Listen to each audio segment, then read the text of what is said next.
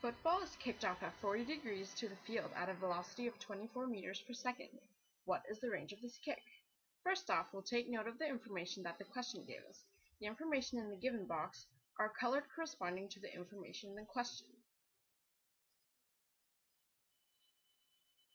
Moreover, the acceleration for the ball is negative 9.8 meters per second squared because that's the acceleration on the ball when it rises, which I will use for step 2. Since the horizontal and vertical components of the forces acting upon the ball are independent of each other, we can look at only the vertical movement of the ball, which goes up and down, as this diagram indicates. The time it takes for the ball to rise and drop is equal. Since the ball momentarily pauses at the peak, the final velocity for arrow 1 and starting velocity for arrow 2 is 0 meters per second. Now, we'll follow the first step to find the initial horizontal and vertical velocity. We can do this by using trigonometry.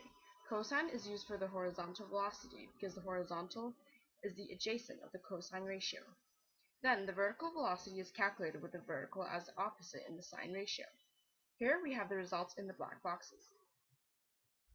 Next, for step 2, we'll use the initial vertical velocity we got from step 1 with this equation here.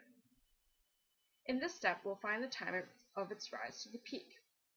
Following this equation here, we'll plug the numbers in and come to about 3.148 seconds. Finally, using the horizontal velocity and the time it took for the ball to rise, we can complete step 3. So here we use this equation. Then since the total time is twice t1, we plug that back into the equation as twice t1. Then all we have to do is plug the rest of the numbers in and we'll come to about 57.882 meters.